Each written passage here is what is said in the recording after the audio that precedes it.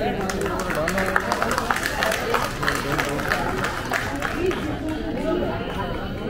think the applause can be warmer and louder and appreciate our chief guest, Sri V.K.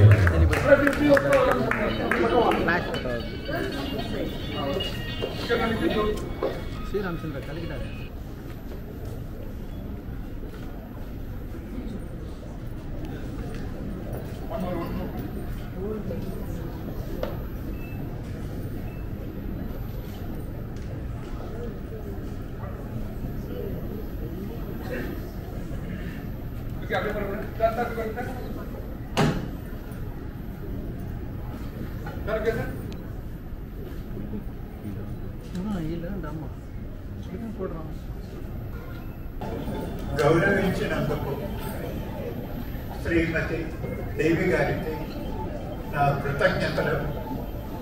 వేణుగోపాలని ఆశిస్తున్నాను. ఈ బిరుదు గురించి నాకు చెప్పలేదు. వారు నిర్ణయించిన తర్వాత తలవంచడం నా విజయం. నేనెంతో చేశానని వారి అభిప్రాయం. నేను అనుకోవడం ఇంకా ఎంతో చేయాలి. సిఎస్ రావు గారిని 2-3 సార్లు సెట్లో చూశాను. నేనెవరో వారికి తెలియదు, వారెవరో నాకు తెలుసు. మొట్టమొదట పక్కింటి అమ్మాయిలో వారి వేషాన్ని గమనించాను. వారు దర్శకత్వం వహించిన ఎన్నో సినిమాలు చూశాను. నాకు ఒక సినిమా అంటే అందులో ఉండే నాట్యం, పాటలు. మీరింత బాగా నటించారో, ఈ స్క్రీన్ ప్లే ఎంత బాగుంది, ఈ కథ, వాటి మీద నా దృష్టి పోదు. ఆట పాట. ఎంతోమంది గొప్ప రచయితలు, గొప్ప సంగీత దర్శకులు, గొప్ప గాయకులు సిఎస్ రావు గారి సినిమాల్లో పాటలు పాడారు. ఆయన మొట్టమొదటి తెలుగు సినిమా శ్రీకృష్ణ తులాభారం. అందులో ఈశ్వర్ లక్ష్మణ్ గొప్ప గాయని. నందగోపాలుడే తనవాడైతే అందని ఫలమున్న రికార్డులో రాలేదు. ఎంత గొప్ప పాట! ఇన్నేళ్ల తర్వాత నేను మర్చిపోలేదు. సినిమా పాటల్లో మలయ మారుతం, ఒక జలపాతం పాడుతుంది. ఆ పాట తలుచుకుంటే నాకు ఇంకా మలయ మారుతం సోకుతున్నట్టుగా.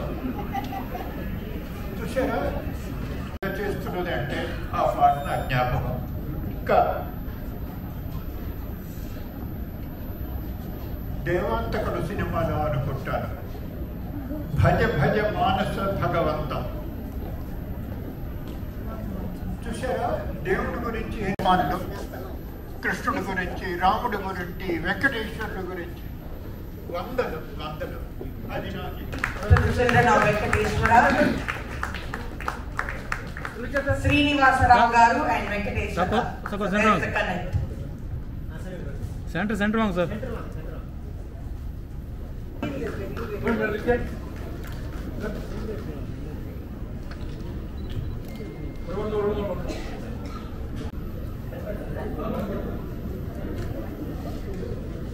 వచ్చిన వెంటనే గబుకని మైక్ ఇచ్చేశారు. మాట్లాడమని, ఏం మాట్లాడాలో తెలీదు.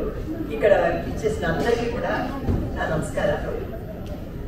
మా డైరెక్టర్ గారు సిఎస్ రావు గారి గురించి మాట్లాడాలంటే చాలా చాలా నాకు డైరెక్టర్ సిఎస్ రావు గారు 13 ఏళ్ళ బేబీ నుంచి నాకు బాగా అలవాటు. ఎందుకంటే నేను చిన్నప్పుడు భక్త రామదాస్ అనే పిక్చర్లో కన్నమ్మ గారితో యాక్ట్ చేశాను చిన్నప్పుడుగా.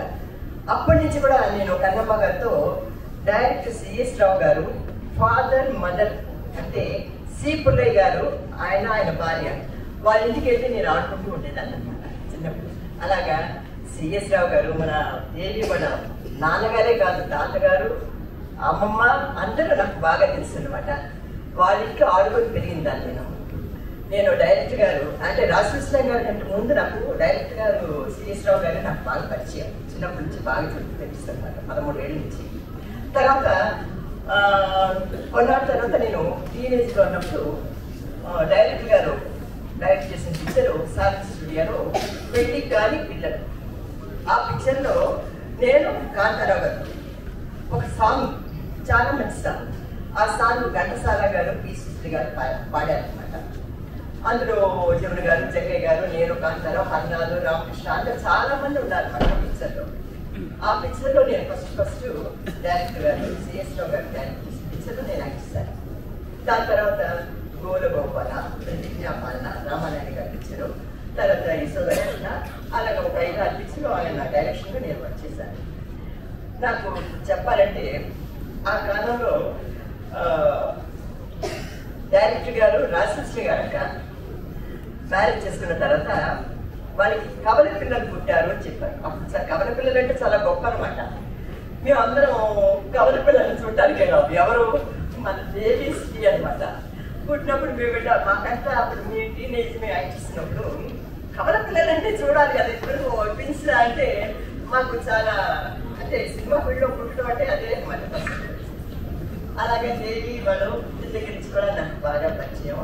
తర్వాత చాలా కాలం తర్వాత రాజకృష్ణ గారు అంటే సిఎస్ రావు గారు చనిపోయిన తర్వాత నేను కొన్నాళ్ళు అందరం అక్కడ అమెరికాలో వచ్చిన తర్వాత రాజకృష్ణ గారితో చాలా ఎక్కువ పరిచయం నాకు.